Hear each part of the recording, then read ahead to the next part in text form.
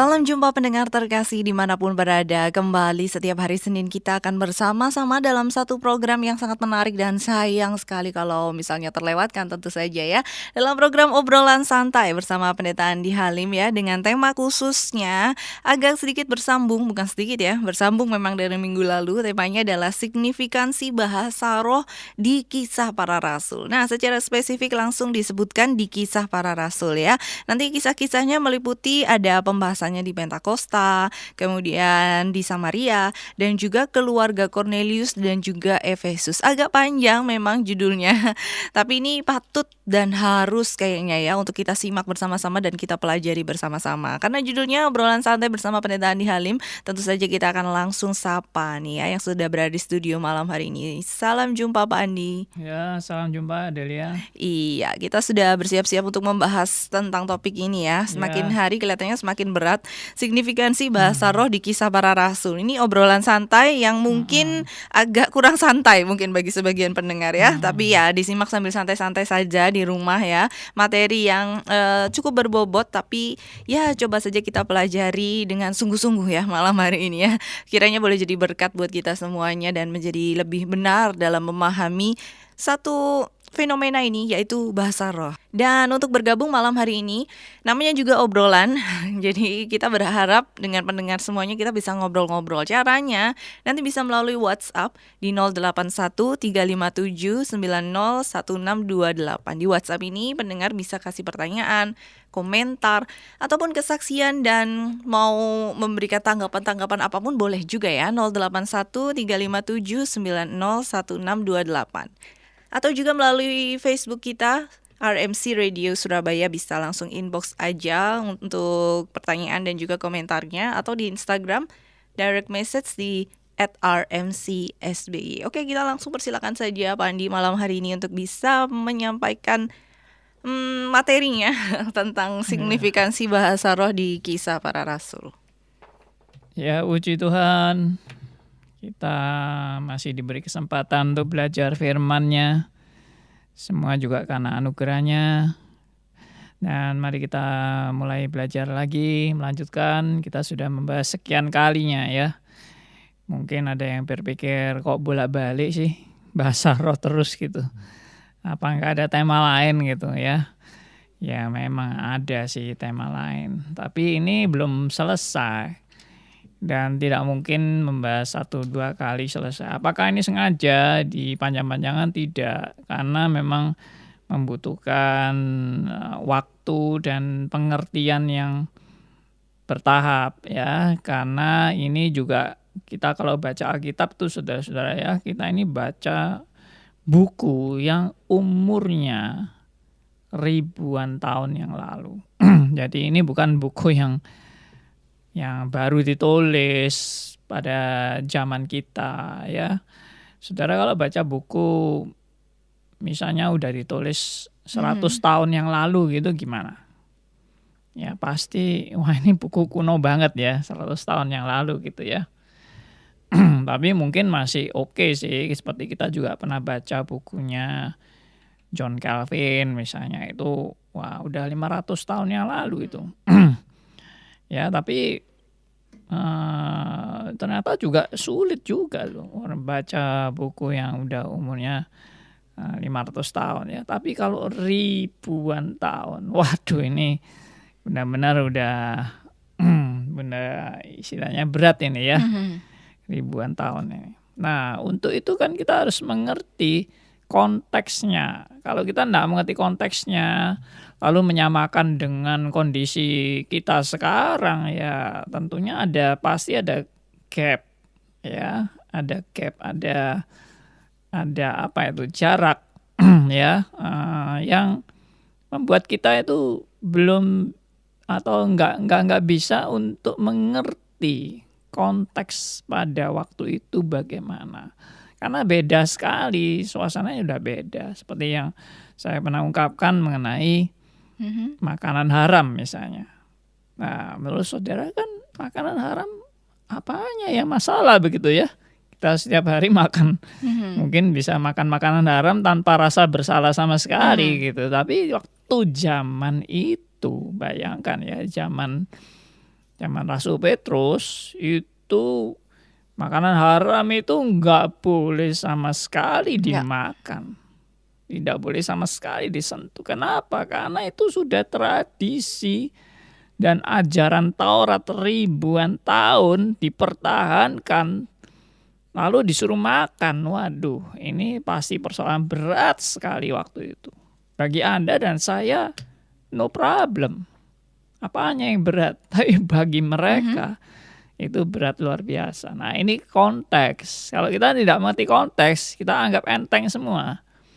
Tapi kalau kita membaca dengan konteks, nah itu baru paham. Ya. Ya. Oke. Lalu yang perlu saya ingatkan lagi adalah ini kan kita sedang bicara tentang peran Roh Kudus pada zaman Pentakosta ya, peran Roh Kudus. Nah, saya sudah ingatkan bahwa Roh Kudus itu sudah berperan di Perjanjian Lama. Dan bukan berarti Roh Kudus baru berperan di Perjanjian Baru, itu salah. Roh Kudus sudah berperan di Perjanjian Lama dan berperannya itu dalam konteks untuk misi kerajaan Allah di Perjanjian Lama. Nah, sekarang Roh Kudus itu datang dalam rangka misi kerajaan Allah di Perjanjian Baru. Nah, jadi ini ada era yang sudah beralih dari Perjanjian Lama ke Perjanjian Baru. Itu yang saudara juga harus sadari. Karena tidak sama eranya. Ya, saudara tidak bisa menyamakan era Perjanjian Lama dan era Perjanjian Baru. Tapi juga tidak terpisah. Era Perjanjian Lama dan Perjanjian Baru tidak terpisah. Tetapi juga tidak sama.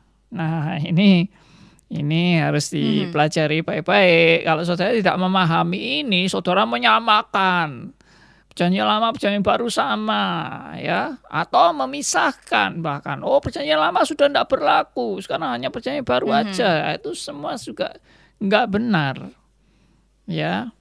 Tidak meniadakan Perjanjian Baru, tidak meniadakan Perjanjian Lama. Perjanjian Lama juga bukan berarti mengabaikan Perjanjian Baru, itu tidak bisa. Itu merupakan Perjanjian Baru itu adalah penggenapan dari Perjanjian Lama. Berarti Perjanjian Baru itu meneruskan Perjanjian Lama. Nah, ini yang perlu kita pahami dengan benar mengenai Perjanjian Lama, Perjanjian Baru. Ya. Nah, kemudian kita juga lihat ya bahwa ada tahapan-tahapan di dalam Roh Kudus memimpin umatnya, itu ada tahapan-tahapan. Misalnya ya, contohnya di Perjanjian Lama itu sepertinya Allah Tritunggal itu tidak terlalu menjadi isu yang besar dan bermasalah di Perjanjian Lama. Ya, tidak ada itu diskusi Allah Tritunggal di dalam Perjanjian Lama.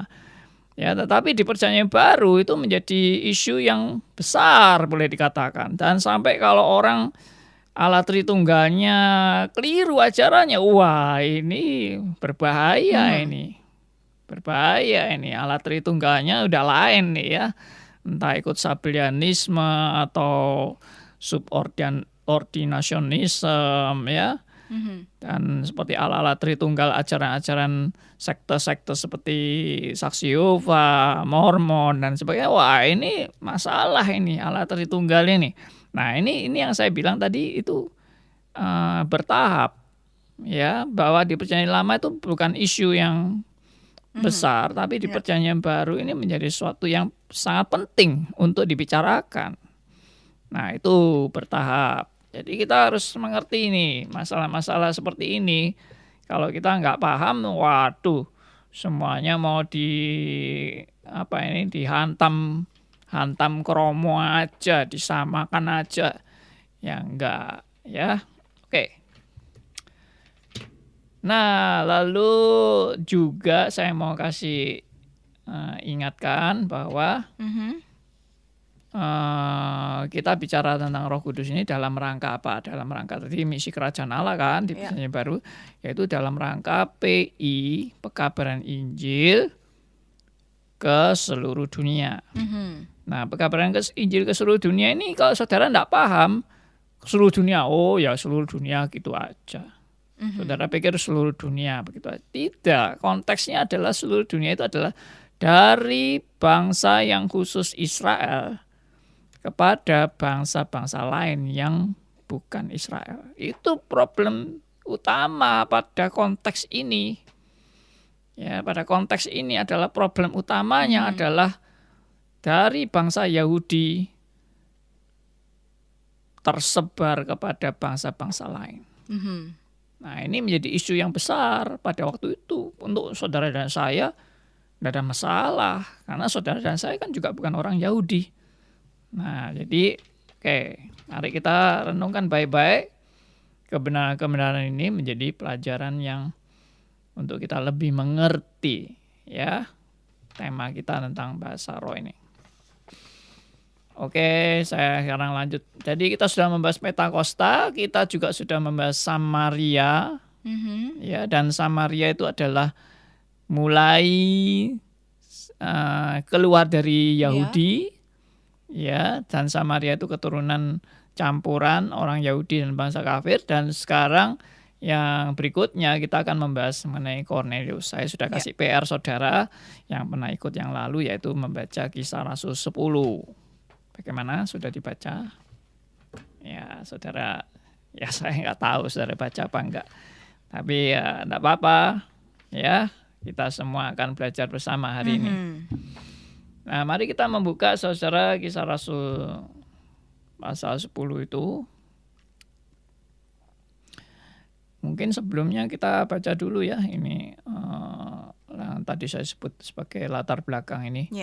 Kita baca lagi dari Matius pasal 28 ayat 18 sampai ayat 20. Matius 28 ayat 18 ayat 20, rekan kita Adelia membacakan. Matius 28 ayat 18 sampai 20. Yesus mendekati mereka dan berkata, "Kepadaku telah diberikan segala kuasa di surga dan di bumi. Karena itu, pergilah. Jadikanlah semua bangsa muridku dan baptislah mereka dalam nama Bapa dan Anak dan Roh Kudus. Dan ajarlah mereka melakukan segala sesuatu yang telah kuperintahkan kepadamu. Dan ketahuilah, aku menyertai kamu senantiasa sampai kepada akhir zaman."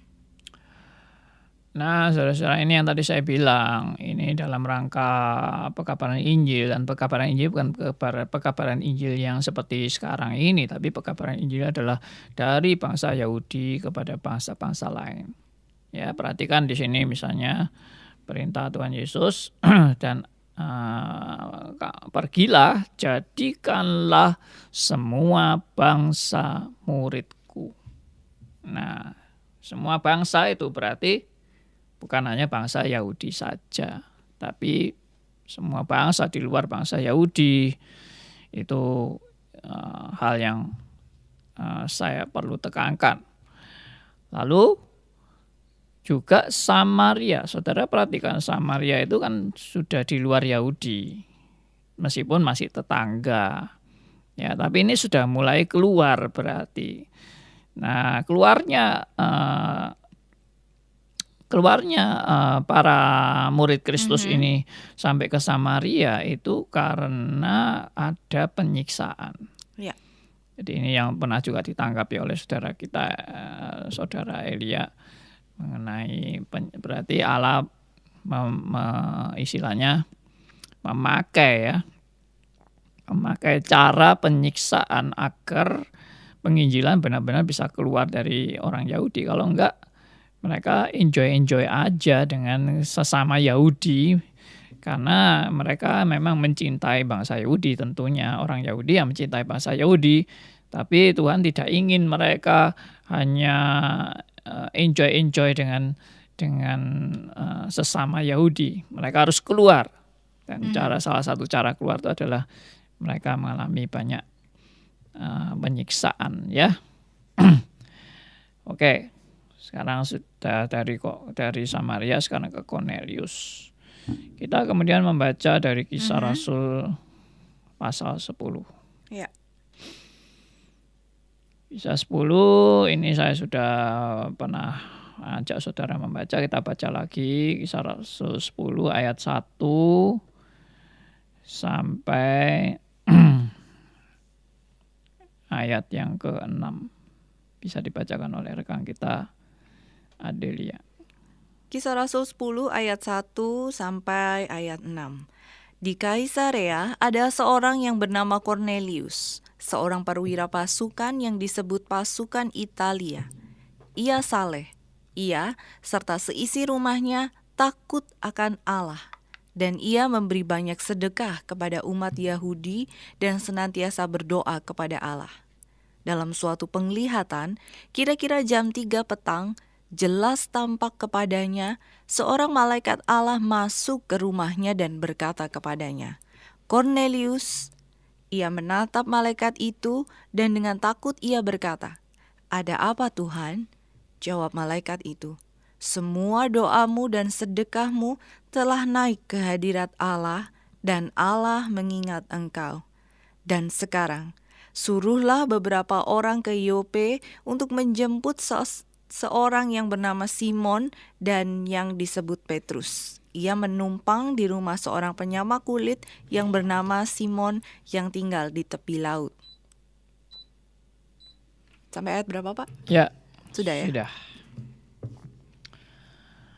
Nah, ini adalah penginjilan Rasul Petrus ke Cornelius. Kita sudah bisa lihat dari judulnya, yaitu Petrus dan Cornelius di Kisah Rasul pasal 10 ini. Dan kita lihat ya, bahwa ternyata Cornelius pun sudah dipersiapkan oleh Allah untuk menerima Rasul Petrus. Jadi ini semua saya juga percaya bahwa inilah namanya penginjilan. Penginjilan itu berarti ya bukan hanya kerja manusia, tapi ini adalah benar-benar pekerjaan Tuhan. Dan Tuhan mempersiapkan orang yang akan diinjili. Nah, lalu penjelasannya adalah Cornelius ini adalah orang kafir, benar-benar kafir. Ya, kalau Samaria itu masih campuran Yahudi dengan kafir, kalau Cornelius ini benar-benar orang dikatakan disebut pasukan Italia. Nah, tapi dia orang yang takut akan Allah disebut di sini. Ya, mungkin dia sudah percaya kepada Allah Israel, karena memang ada peristiwa-peristiwa di mana orang kafir percaya kepada Allah Israel. Seperti contohnya misalnya Rahab. Ya toh, Rahab itu kan dari Kanaan. Dan Rahab itu ternyata dia sudah percaya kepada Allah Israel. Itu. Nah, lalu ya banyak yang lain lah. Saya tidak perlu sebut. Dan Cornelius ini orang percaya dan dia doanya disebut di sini, doanya didengar. Tapi dia direncanakan Tuhan untuk bertemu dengan Petrus untuk suatu konfirmasi tentang keselamatan yang daripada Tuhan. Nah, dan yang lebih unik ini, saya juga sudah pernah mengajak saudara untuk merenungkan ini, yaitu Petrus pun dipersiapkan Allah untuk bertemu dengan Cornelius. Dan yang penting di sini, sebelum Petrus ketemu dengan Cornelius, Petrus itu mendapat satu penglihatan. Dan penglihatannya ini penglihatan aneh bagi Petrus. Ya. Nah, mari kita baca lagi Kisah Rasul 10 ini mulai ayat 10 sampai ayat 15. Kisah Rasul 10 ayat 10 sampai ke-15. Ya. Ia merasa lapar dan ingin makan. Tetapi sementara makanan disediakan, tiba-tiba rohnya diliputi kuasa ilahi. Tampak olehnya langit terbuka, dan turunlah suatu benda berbentuk kain lebar yang bergantung pada keempat sudutnya yang diturunkan ke tanah. Di dalamnya terdapat berbagai jenis binatang berkaki 4, binatang menjalar, dan burung. Kedengaranlah olehnya suatu suara yang berkata, "Bangunlah hai Petrus, sembelihlah dan makanlah." Tetapi Petrus menjawab, "Tidak Tuhan, tidak, sebab aku belum pernah makan sesuatu yang haram dan yang tidak tahir." Kedengaran pula untuk kedua kalinya suara yang berkata kepadanya, "Apa yang dinyatakan halal oleh Allah tidak boleh engkau nyatakan haram." Nah, jadi seperti yang tadi saya katakan, ini adalah misi kerajaan Allah dan mulai keluar dari Yahudi dan mulai menyebar kepada bangsa lain. Dan Cornelius ini adalah bangsa lain. Dan untuk itu Tuhan perlu mempersiapkan Petrus. Dan bagaimana Tuhan mempersiapkan? Yaitu Petrus mendapat penglihatan, singkat cerita adalah disuruh makan makanan haram. Di mana makanan haram ini sesuatu yang tidak boleh dimakan. Untuk konteks orang Yahudi. Makanya Petrus disuruh makan makanan haram ini, dia nggak mau. Sampai disuruh 3 kali. Petrus terheran-heran dengan peristiwa ini. Ya, nah, coba kita lihat di ayat 17 itu saya sebutkan singkat saja. Petrus bertanya-tanya dalam hatinya, apa kiranya arti penglihatan yang telah dilihatnya itu. Nah, jadi bingung kan, Petrus bingung, kenapa gue suruh makan makanan haram ini yang sudah ribuan tahun harus dipertahankan, sekarang suruh makan, masa aku harus jadi haram? Nah, seperti itu. Petrus nggak ngerti. Oke, lalu singkat cerita Petrus sudah dijemput dan harus ke Cornelius. Dan singkat cerita sampailah Petrus ke Cornelius. Dan ya saya nggak usah berlama-lama membahas ini. Lalu setelah mereka berjumpa, lalu Petrus berkhotbah di hadapan Cornelius dan keluarganya. Petrus berkhotbah, ya, dan menyampaikan firman Tuhan. Kemudian apa yang terjadi? Nah, inilah yang menjadi seringkali menjadi perdebatan seru dan menjadi suatu doktrin yang ya ini merupakan perbedaan gereja-gereja saat ini. Oke, kita baca ini. Jadi Petrus berkhotbah kan, ini sedang berkhotbah. Jadi mulai dibaca ayat 44 sampai ayat 45.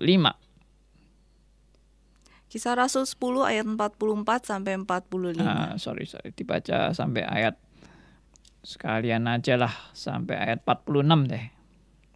Kisah Rasul 10 ayat 44, 45 dan 46.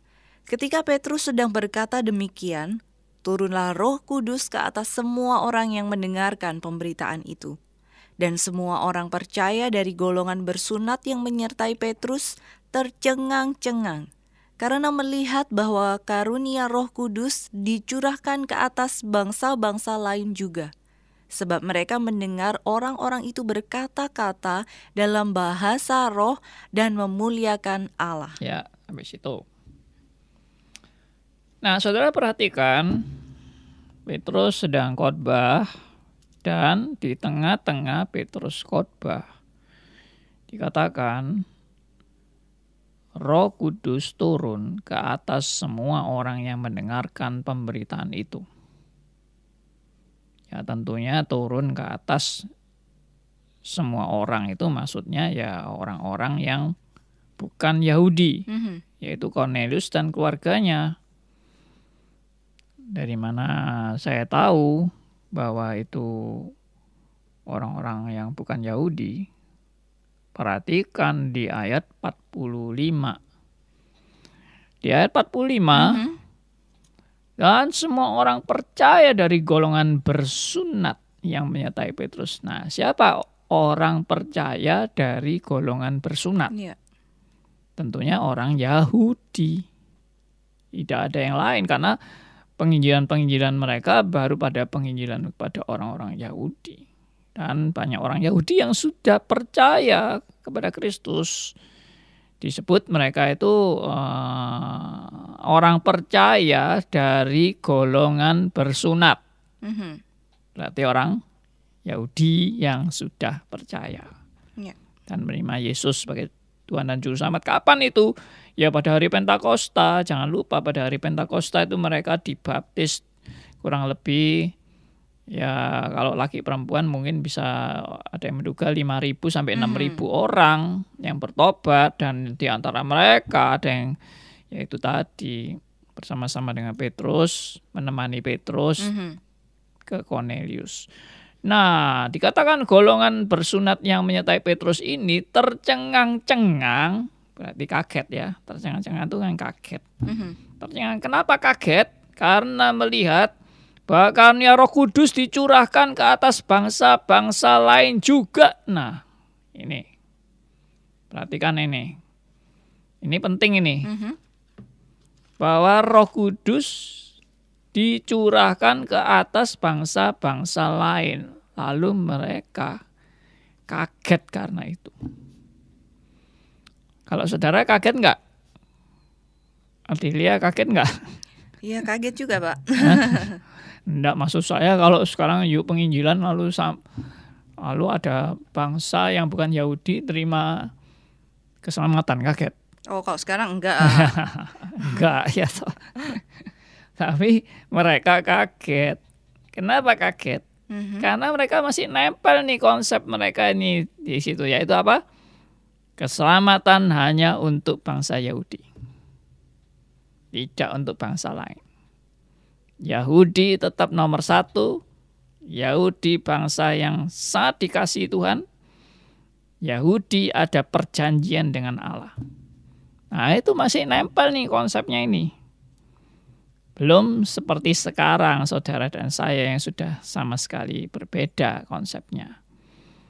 Ya, jadi tercengang-cengang, kaget melihat bangsa-bangsa lain dapat karunia Roh Kudus. Nah, sekarang berikutnya yang saya mau tunjukkan adalah yang mereka kok bisa tahu mereka dapat Roh Kudus. Nah, ini penting saudara ya. Mereka kok bisa tahu kalau orang-orang yang bukan Yahudi ini dapat Roh Kudus, dapat karunia Roh Kudus. Taunya dari mana? Bukan taunya itu dari misalnya Petrus ini begini khotbahnya. Saudara-saudara, apakah saudara mau menerima Yesus sebagai Tuhan dan Juru Selamat? Yang mau silakan angkat tangan. Lalu, saya mau. Nah, waktu mereka angkat tangan, saya mau. Lalu orang-orang kaget melihat mereka angkat tangan dan mau menerima Yesus. Kalau itu sih mungkin enggak usah kaget ya. Orang kalau angkat tangan kan biasa aja toh angkat tangan gitu. Tapi dikatakan Roh Kudus turun. Mereka melihat Roh Kudus turun. Nah, ini yang tadi minggu lalu saya mau tegaskan tentang mereka melihat apa. Roh Kudus waktu turun itu mereka melihat apa. Nah, ternyata yang dilihat itu adalah ayat 46. Sebab, ya saya ulangi lagi ya. Mereka tercengang-cengang karena melihat bahwa karunia Roh Kudus dicurahkan ke atas bangsa-bangsa lain juga. Itu ayat 45. Dan ayat 46, sebab mereka mendengar orang-orang itu berkata-kata dalam bahasa roh dan memuliakan Allah. Nah, perhatikan. Mereka berkata-kata dalam bahasa roh. Nah, jadi yang membuat mereka yakin bahwa orang-orang yang bukan Yahudi ini sudah terima Roh Kudus itu adalah mereka bisa berbahasa roh. Berarti bahasa roh itu pada waktu itu sebagai tanda orang menerima Roh Kudus, menerima karunia Roh Kudus. Mereka kaget. Nah, jadi kalau saya kembali ke hari Pentakosta, para rasul yang menerima Roh Kudus, mereka bisa berbahasa roh. Ya, bahasa roh ini sekali lagi glosa, dan itu artinya adalah berbahasa lain, bukan bahasa yang tidak jelas dan tidak dimengerti, dan kata-katanya yang nggak tahu itu kata-kata apa, bukan. Tapi ini bahasa lain, bahasa bangsa lain, bahasa suku lain. Itu yang terjadi pada hari Pentakosta. Dan saya tegaskan, saya yakin dan tegaskan bahwa orang-orang ini, Cornelius ini bersama dengan keluarganya, mereka bisa berbahasa lain persis seperti pada hari Pentakosta. Bukan bahasa-bahasa yang aneh-aneh. Kenapa saya yakin begitu? Ya karena ini ciri mereka bisa berbahasa lain, itu adalah ciri pada waktu itu sebagai tanda orang yang mendapat karunia Roh Kudus, bisa berbahasa lain. Jadi tidak berbeda dengan hari Pentakosta. Dan isi bahasanya atau isi beritanya tentang bahasa lain itu adalah yaitu memuliakan Allah. Ayat 46 itu. Mereka berkata-kata dalam bahasa roh dan memuliakan Allah. Berarti bukan bahasa-bahasa yang tidak dimengerti loh ya. Tapi yang dimengerti. Dan kemungkinan orang-orang Yahudi yang mengikuti Petrus ini juga berasal dari perantauan itu. Dan mereka juga paham itu loh. Bahasa-bahasanya itu mereka paham. Bukan mereka nggak paham sama sekali. Mereka paham. Loh kok mereka bisa ya? Seperti hari Pentakosta itu, mereka kok bisa. Nah, ini yang merupakan tanda bahwa mereka sudah mendapat karunia Roh Kudus, dan itu meyakinkan orang Yahudi bahwa keselamatan sudah sampai kepada bangsa lain. Nah, ini penting. Ini yang meyakinkan orang Yahudi bahwa keselamatan sudah sampai kepada bangsa lain. Berarti tanda itu waktu itu diperlukan. Kalau misalnya tidak ada tanda itu, mereka cuma bilang, saya mau terima Yesus, saya angkat tangan, saya mau bertobat, saya sudah mau percaya kepada Yesus. Itu tidak membuat mereka yakin. Tidak membuat orang Yahudi yakin. Kenapa? Orang ngomong gitu aja ya gampang toh. Cuma mau terima Yesus gitu aja ya gampang. Tapi kalau mereka bisa berbahasa lain, persis seperti pada hari Pentakosta, itu sudah tidak bisa disangkal lagi. Jadi mereka benar-benar mendapat suatu kesaksian yang meneguhkan bahwa keselamatan sudah sampai kepada bangsa lain. Dan itu diperlukan tanda. Kalau tidak ada tanda, mereka tidak yakin. Mereka tidak percaya. Oke? Nah, di sini saya mau menegaskan, berarti apa yang terjadi di Samaria, bahwa Petrus dan Yohanes itu datang dan menumpangkan tangan, lalu dikatakan Roh Kudus turun ke atas orang-orang itu di Samaria itu berarti Roh Kudus turun itu adalah mereka juga bisa berbahasa lain. Itu yang dilihat oleh Simon. Saudara, kalau kembali lagi ke Kisah Rasul 8, Simon melihat bahwa Roh Kudus itu turun ke atas orang-orang itu. Berarti melihat apa? Saya percaya itu melihat seperti pada saat terjadi di Cornelius. Oke. Jadi saya lanjut. Perhatikan di ayat 47, saudara-saudara. Ayat 47. Atau kita kembali lagi ayat 46 sampai 48, silakan dibaca oleh Adelia. Kisah Para Rasul 10 ayat 46 sampai 48. Sebab mereka mendengar orang-orang itu berkata-kata dalam bahasa roh dan memuliakan Allah. Lalu kata Petrus, bolehkah orang mencegah untuk membaptis orang-orang ini dengan air, sedangkan mereka telah menerima Roh Kudus sama seperti kita? Lalu ia menyuruh mereka dibaptis dalam nama Yesus Kristus. Kemudian mereka meminta Petrus supaya ia tinggal beberapa hari lagi bersama-sama dengan mereka. Ya,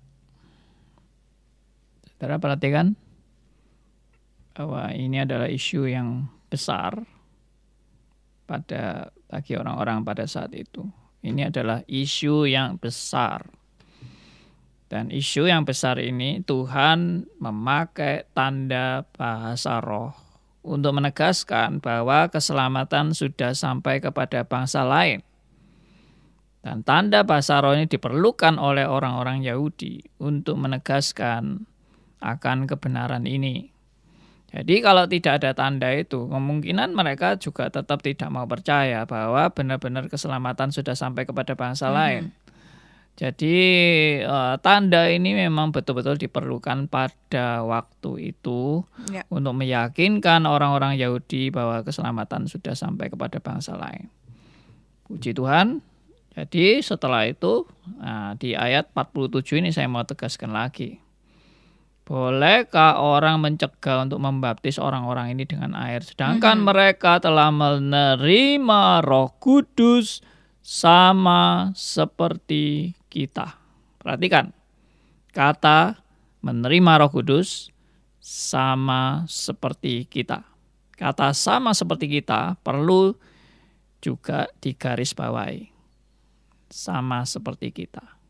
Artinya, kalau orang-orang ini benar-benar mengalami seperti dialami oleh para rasul di hari Pentakosta, dan itu membuktikan bahwa mereka sudah menerima Roh Kudus sama seperti apa yang terjadi pada hari Pentakosta, maka bagaimana mereka bisa mencegah orang-orang ini untuk dibaptis?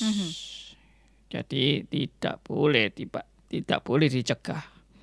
Karena mereka sudah terbukti mereka mendapat karunia Roh Kudus. Tandanya bisa bahasa roh. Oke, saya sampai di sini dulu. Oke, sapa dulu yang sudah bergabung di live Instagram kita sebelum kita lanjutkan keseruan malam hari ini dalam signifikansi bahasa roh di Kisah Para Rasul ya. Sapa dulu yang mungkin baru bergabung, ada Cahyadi gimana bacanya? Bener nggak ya? Mohon maaf ya kalau salah ya. Kemudian ada juga selanjutnya Oriflame Secret, ada Priscilla Kusnadi, ada Nyo, dan semuanya nih yang masih banyak lainnya yang udah bergabung atau bergabung dari tadi sejak kita mulai 18.30. Terima kasih semuanya udah menyimak ya. Jangan kemana-mana, kita mau lanjutkan. Tapi sebelum dilanjutkan, ada Pak Aryo nih ya yang sudah absen, siap Q&A. Udah dari tadi ya 18.30 Pak Aryo sudah siap kelihatannya menyimak. Ada juga nih Bu Melani. Terima kasih Pak Andi untuk penjelasannya. Kemudian ada juga pertanyaan dari Bapak Elia. Katanya, malam Pak, saya tidak bisa banyak tanya. Apakah semua Cornelius yang ada di dalam Alkitab adalah satu orang yang sama? Terima kasih.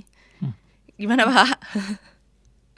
Ada Cornelius lain atau yang itu berbeda atau sama gitu? Ya, yang penting kita lihat Cornelius ini dulu. Cornelius yang ini dulu ya. Ya, oke, nggak apa-apa Elia. Kita simak kelanjutan cerita kisahnya. Ini mau dibawa kemana sih sebenarnya kesimpulannya ya? Oke, kita lanjutkan dulu.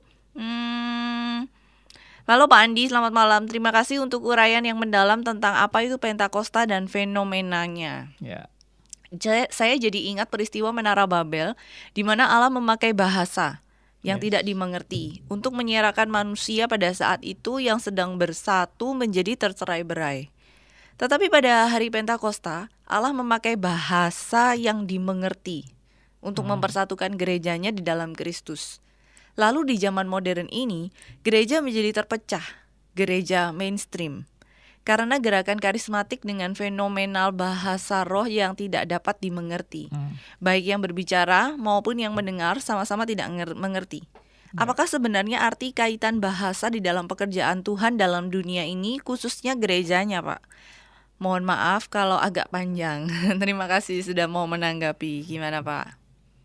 Dari Ya, Edi nih di saya Jakarta. sebaiknya menyelesaikan ini dulu ya. Oh boleh ya. Mm-mm. Oke, pertanyaannya tunggu Pak Edi ya. Ya, Harap bersabar. Ada beberapa pertanyaan juga yang sudah masuk di sini. Tunggu ya, tunggu. Nanti ada rekan sabar. bacakan. Oke, silakan Pak, dilanjutkan. Ya, jadi kita tuntaskan dulu supaya nggak menggantung ini, ya. Oke, jadi saya mulai lagi dengan kita rewind sebentar ya. Kita lihat tadi waktu Petrus sebelum ke Cornelius, Petrus mendapat penglihatan mengenai binatang haram yang harus dimakan. Nah, binatang haram itu simbol apa? Binatang haram itu simbol kekafiran. Memang Allah mau membedakan bangsa Yahudi dengan bangsa kafir. Tidak boleh sama. Kenapa? Karena bangsa kafir waktu itu satu konsep yang ditegaskan oleh Allah bahwa bangsa kafir itu kebiasaannya adalah kebiasaan-kebiasaan buruk, dan yang terutama keburukan bangsa Israel adalah penyembah berhala, ya, atau penyembah Allah lain, dan itu tidak boleh Israel bergaul dengan bangsa kafir karena mereka akan terpengaruh. Dan mereka harus berbeda dengan bangsa kafir karena mereka bukan penyembah berhala. Nah, karena itu simbol kekafiran itu adalah binatang haram. Dan mereka tidak boleh makan itu. Tapi sekarang Petrus harus makan binatang haram itu. Berarti ini mau menunjukkan apa, saudara? Tadi kita sudah jelas bahwa ini mau menunjukkan bahwa sudah tidak ada lagi pembedaan kafir dan Yahudi. Tidak ada. Harus dimakan. Artinya tidak ada lagi pembedaan. Oke? Jadi saudara jangan sampai sekarang masih mempertahankan tidak mau makan binatang haram. Ya toh, karena ini sama Tuhan sudah diperintahkan harus makan kok. Lalu pertanyaannya, loh kok Taurat kok berubah? Tidak berubah karena eranya sudah berbeda. Dulu era perjanjian lama, sekarang era perjanjian baru. Dulu misi untuk orang Yahudi, sekarang misi untuk seluruh bangsa. Jadi bukan Taurat berubah, tidak. Ini adalah era yang baru. Di zaman era yang baru, Tuhan sudah mau menyatakan kasih-Nya untuk semua bangsa. Injil diberitakan kepada semua bangsa. Ingat 3 hal proklamasi di hari Pentakosta yang saya sudah jelaskan. Sekali lagi, kalau saudara-saudara ada yang belum mendengarkan yang lalu, penjelasan-penjelasan lalu, saudara bisa lihat di IGTV RMC SBY. Ya, silahkan search di IGTV RMC Surabaya, saudara bisa melihat pelajaran-pelajaran yang lalu, dan itu ada 8 session. Ya. Oke, saya lanjut. Nah, saking besarnya isu ini dari Yahudi kepada bangsa lain, saudara lihat sekarang di Kisah Rasul pasal 11. Ya. Nah, jadi orang kalau nggak menyimak ini ya nggak mengerti kenapa harus ini ada pasal 11 segala macam ini. Kita lihat pasal 11 ayat 1 sampai ayat 2. Ayat 1 sampai ayat 2, silakan dibaca. Kisah Para Rasul 11 ayat 1 dan 2. Rasul-rasul dan saudara-saudara di Yudea mendengar bahwa bangsa-bangsa lain juga menerima firman Allah. Ketika Petrus tiba di Yerusalem, orang-orang dari golongan yang bersunat berselisih pendapat dengan dia. Nah, ya kan? Isu besar kan? Kalau bagi saudara dan saya mungkin tidak ada masalah ini. Ini masalah kecil ini. Ada apa ini kok dibedakan antara suku dengan suku? Enggak usah, kita tidak diskriminasi ya. Itu kan saudara dan saya sekarang. Tapi bagi mereka orang Yahudi tidak mudah untuk merubah konsep yang sudah ribuan tahun ini. Bayangkan ya. Nah, sehingga dikatakan di sisi ini bahwa waktu mereka mendengar bahwa bangsa-bangsa lain juga menerima firman Allah, itu ayat 1, Kisah 11 ayat 1. Lalu waktu Petrus tiba di Yerusalem, wah mereka berdebat. Ya, lalu di ayat 3, perhatikan ayat 3. Dan kemudian dilanjutkan ayat 4, silakan. Oke, kita masih membaca dari Kisah Rasul 1:11 ya Pak ya. Ya, Ayat yang keempat. 3 dan 4. Oh, oke, maaf, 3 dan 4. Kisah Rasul 11 ayat 3 dan 4. Kata mereka, engkau telah masuk ke rumah orang-orang yang tidak bersunat dan makan bersama-sama dengan mereka. Tetapi Petrus menjelaskan segala sesuatu berturut-turut. Ya. Saking besarnya isu ini, Petrus setelah masuk ke rumah Cornelius, waduh, jadi berita hangat. Ya. Lalu sampai Petrus kembali ke Yerusalem, langsung disidang, saudara-saudara ya. Dan di sidang itu mereka berkata, kamu sudah masuk ke rumah orang yang tidak bersunat dan makan bersama-sama dengan mereka. Waduh, ini larangan keras. Larangan keras yang dipertahankan oleh orang-orang Yahudi. Tapi kemudian Petrus menjelaskan peristiwa itu. Singkat cerita, tidak usah dibaca lagi, peristiwanya kita sudah tahu. Maka sampai langsung kepada ayat yang ke-15 sampai ayat 18. Silahkan dibacakan. 15 sampai 18 ya Pak, dari Kisah Rasul 11. Ya. Kita membaca untuk mendengar semuanya Kisah Para Rasul 11 ayat 15 sampai Ini kata-kata Petrus ya. Ini kata-kata Petrus, silakan. Oke. Dan ketika aku mulai berbicara, turunlah Roh Kudus ke atas mereka sama seperti dahulu ke atas kita.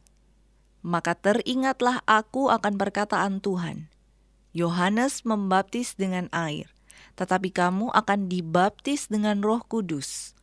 Jadi jika Allah memberikan karunia-Nya kepada mereka sama seperti kepada kita pada waktu kita mulai percaya kepada Yesus Kristus, bagaimanakah mungkin aku mencegah Dia? Ketika mereka mendengar hal itu, mereka menjadi tenang lalu memuliakan Allah. Katanya, jadi kepada bangsa-bangsa lain juga Allah mengaruniakan pertobatan yang memimpin kepada hidup. Ya, puji Tuhan saudara-saudara ya. Kita lihat bagaimana Tuhan bekerja pada waktu itu.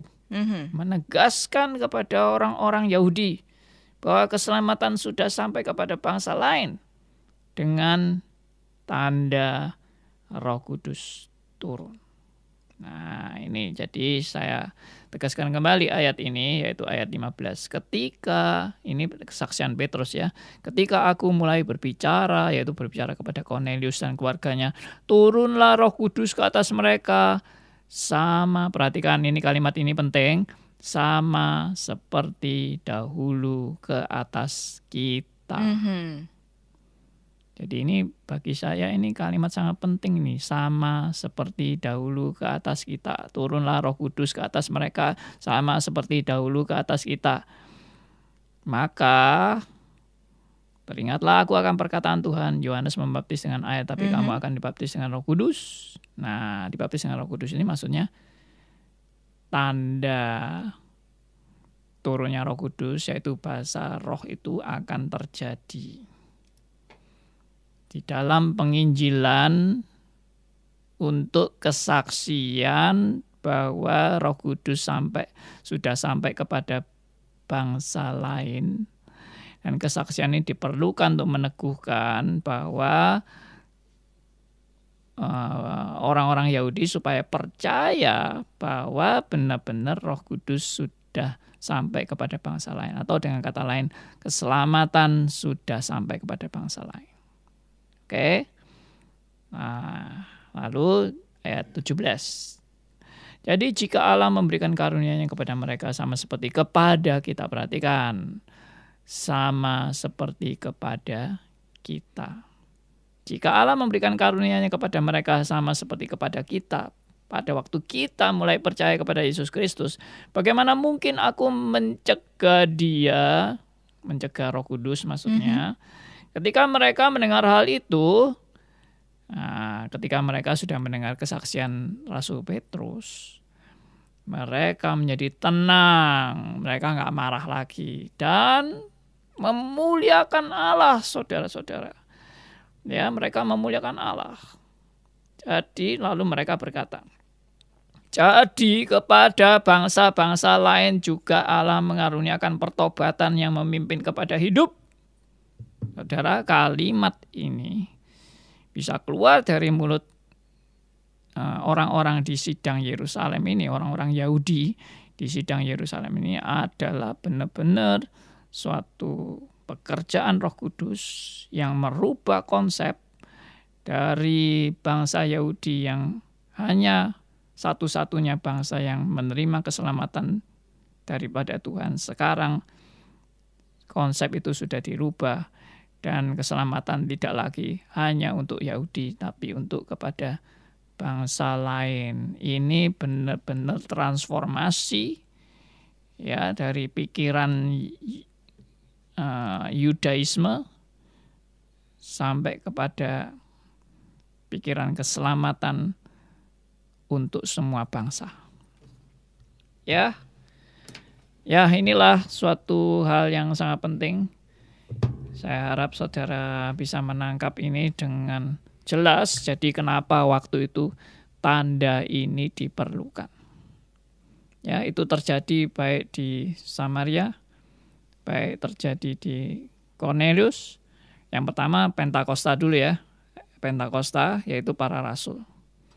Lalu terjadi di Samaria, lalu terjadi di Cornelius, lalu terakhir terjadi di Efesus. Yang di Efesus ini gimana ini? Mau dijelaskan sekali ini. Ya udah, saya jelaskan aja supaya tuntas ya. Ini kalau enggak gitu enggak selesai-selesai ini penjelasannya. Ya, atau kita mau bahas dulu pertanyaan. Bagaimana Pak Andi saja baiknya. Tinggal sekitar 10 menit terakhir. Iya. Ya udah kita bahas pertanyaannya aja dulu. Pertanyaannya yang sudah masuk ada banyak, ada 4 pertanyaan. Oke. Kita ulangi pertanyaan yang tadi dari Edi di Jakarta. Selamat malam, terima kasih untuk uraiannya. Itu bahasa. Saya jadi ingat peristiwa Menara Babel di mana Allah memakai bahasa yang tidak dimengerti untuk menyerakkan manusia pada saat itu yang sedang bersatu menjadi tercerai-berai. Tetapi pada hari Pentakosta Allah memakai bahasa yang dimengerti untuk mempersatukan gerejanya di dalam Kristus. Lalu di zaman modern ini gereja menjadi terpecah karena gerakan karismatik dengan fenomenal bahasa roh yang tidak dapat dimengerti. Baik yang berbicara maupun yang mendengar sama-sama tidak mengerti. Apakah sebenarnya arti kaitan bahasa di dalam pekerjaan Tuhan dalam dunia ini, khususnya gerejanya? Mohon maaf kalau agak panjang. Terima kasih. Saya nggak terlalu melihat signifikansi hubungan antara bahasa di Menara Babel dengan bahasa yang dipakai Tuhan untuk hari Pentakosta dan juga peristiwa-peristiwa di Samaria, di Cornelius dan di Efesus. Tapi yang saya lihat di sini adalah jelas ini adalah suatu tanda yang memang diperlukan untuk membuktikan keselamatan sudah sampai kepada bangsa lain.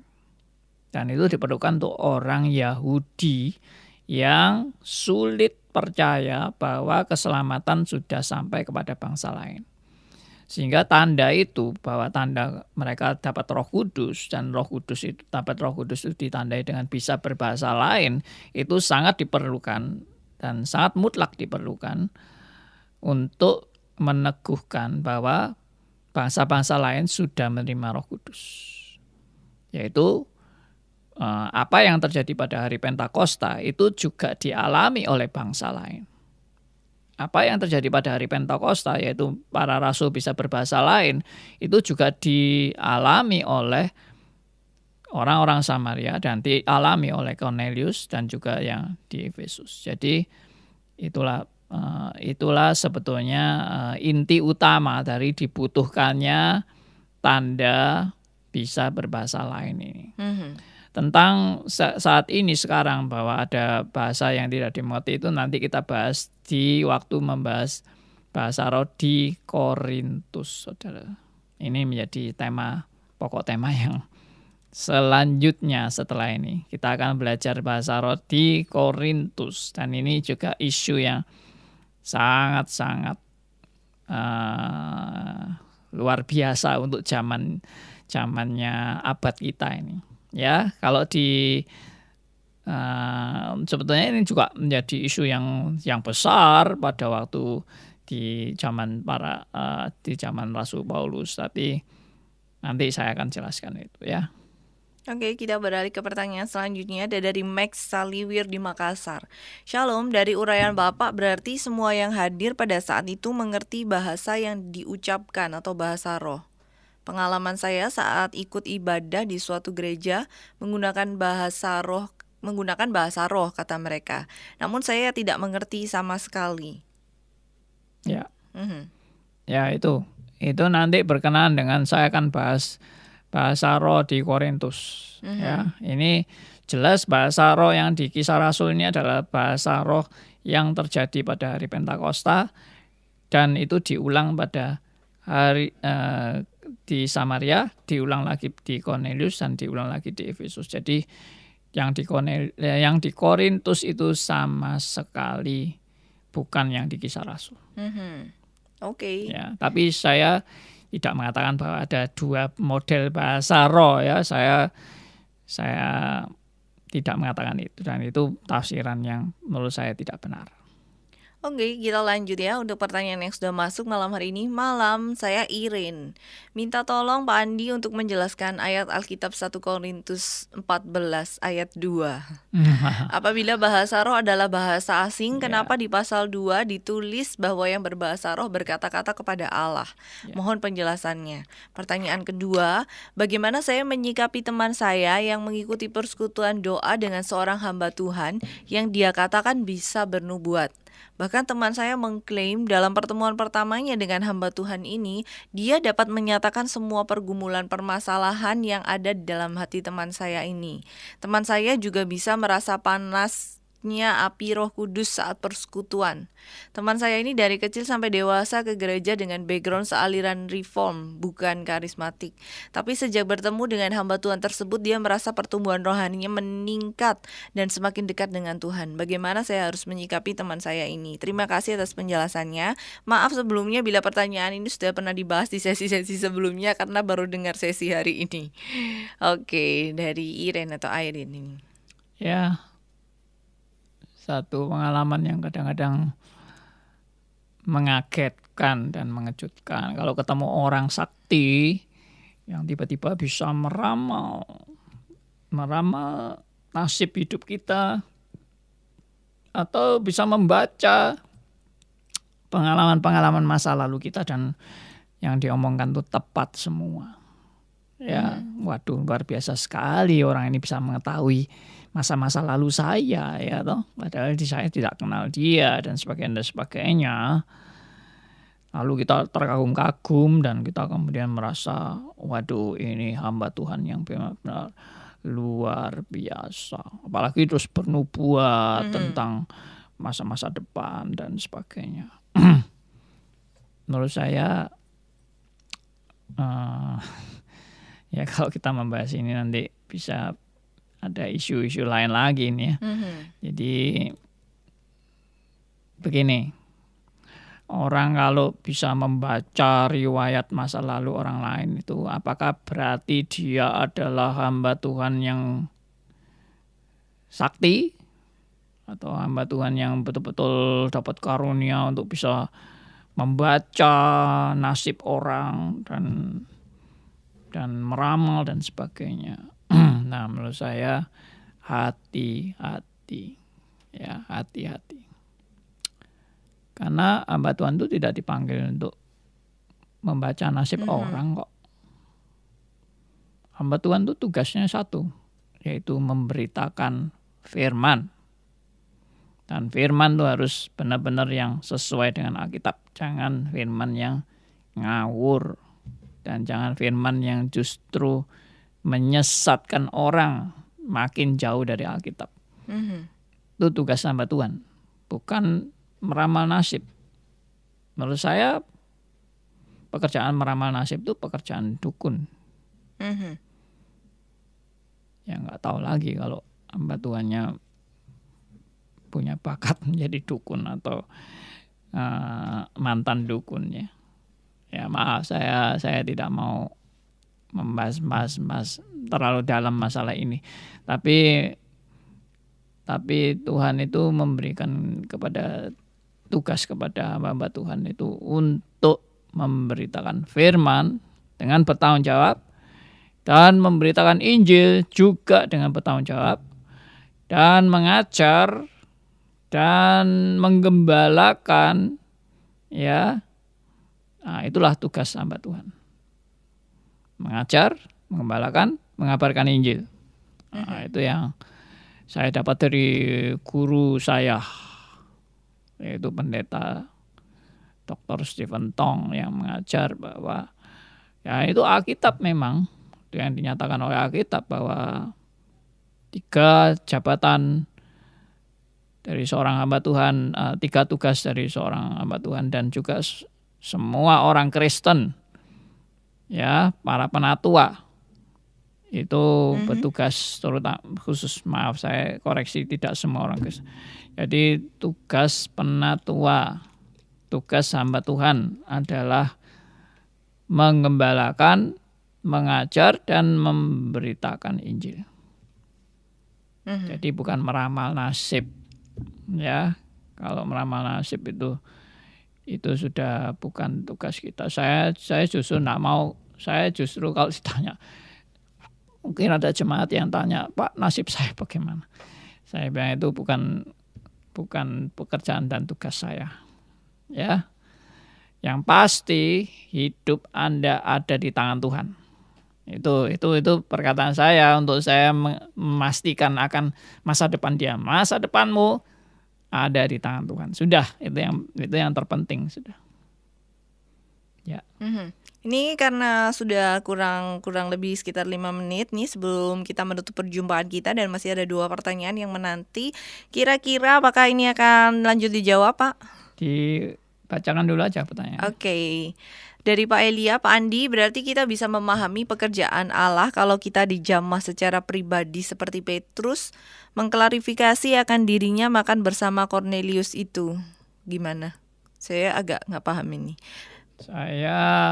Bisa saya simpulkan tanpa urapan pengalaman pribadi kita dengan Tuhan, maka pengabaran Injil kita tidak powerful. Bagaimana menurut Pak Andi statement saya ini? Ya, ini di jamaah pribadi ini sesuatu yang sangat tidak jelas. Saya tidak bisa memastikan. Tiap orang itu berbeda-beda pergumulannya di hadapan Tuhan. Jadi kita juga jangan menyamakan diri kita dengan para rasul, karena para rasul itu jelas punya tugas khusus dan misi khusus di dalam pekabaran Injil mula-mula, ya, perkembangan gereja mula-mula. Maka banyak tanda-tanda dari para rasul yang diberikan pada waktu itu. Jadi kita, ya menurut saya kita jangan niru-niru mau jadi rasul lah. Kita ini bukan rasul. Kita ini adalah murid Kristus yang diajar untuk taat pada firman Tuhan. Ya, kalau kita disuruh mengabarkan Injil, ya kabarkan Injil. Mengabarkan Injil itu bisa diterima, bisa ditolak. Saudara jangan melihat hanya Petrus yang diterima oleh Cornelius, tapi ada Stefanus yang ditolak dan dilempari batu sampai mati. Ya, jadi jangan dijadikan rumus bahwa seperti Petrus inilah kunci kesuksesan. Kalau seperti Stefanus itu kunci kegagalan. Tidak, dua-dua dipimpin Roh Kudus. Jadi kita jangan maunya kayak Petrus saja, tidak mau kayak Stefanus, ya kan? Tapi Petrus juga akhir hidupnya dia disalib terbalik.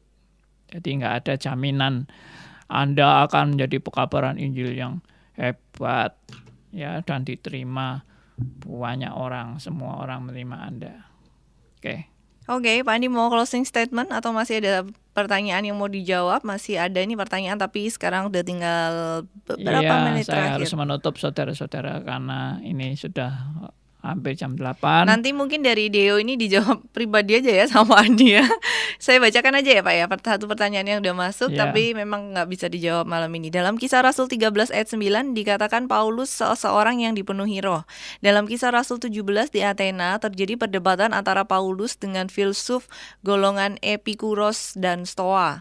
Tercatat dalam sejarah bahwa budaya Yunani sangat dominan dalam membentuk worldview dalam geografis Romawi tersebut. Pertanyaannya, apakah dalam peristiwa perdebatan Paulus tersebut termasuk yang di Areopagus dapat dikategorikan berbahasa roh sebagaimana bahasa roh yang terjadi dalam Kisah Rasul 2? Mengingat Paulus seorang Yahudi tulen, berbahasa Yahudi dan Romawi, tentu dia berdebat dengan bahasa Yunani. Lalu kemudian Alkitab mencatat terjadi pertobatan dalam Kisah Rasul 17 ayat 34 dari Deo di Balikpapan. Ya, Pak Deo, salam jumpa juga. Nanti pertanyaannya kita bahas pada waktu Q&A ya.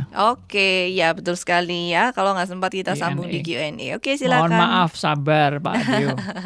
Ya, silakan Pak Andi untuk mungkin kesimpulan dan bisa berdoa. Ya, saudara-saudara, puji Tuhan bahwa cara Tuhan bekerja waktu gereja mula-mula itu sangat unik. Dan keunikan itu jangan saudara memaksa harus juga terjadi untuk hari ini. Karena cara Tuhan pada tiap zaman itu berbeda. Dan untuk zaman saudara dan saya sekarang juga Tuhan punya cara yang tidak sama. Jadi memang itu khusus untuk keyahudian. Dan memang diperlukan pada waktu itu untuk tanda bahwa supaya banyak orang Yahudi percaya bahwa Injil sudah sampai kepada bangsa lain. Dan saudara dan saya termasuk bangsa lain dan bukan orang Yahudi. Kiranya ini boleh menjadi berkat bagi kita semua dan Tuhan sudah membuka pintu Injil ke seluruh bangsa dan sekarang buktinya Injil benar-benar sudah sampai kepada seluruh bangsa. Saya pernah mengkhotbahkan bahwa sebenarnya ini pekerjaan yang tidak masuk akal bagi 11 murid Kristus. Yang pada waktu itu mereka tidak punya modal apa-apa, tidak punya kepandaian apa-apa, dan mereka hanya rakyat jelata, tapi Roh Kudus memimpin mereka dengan satu kekuatan luar biasa.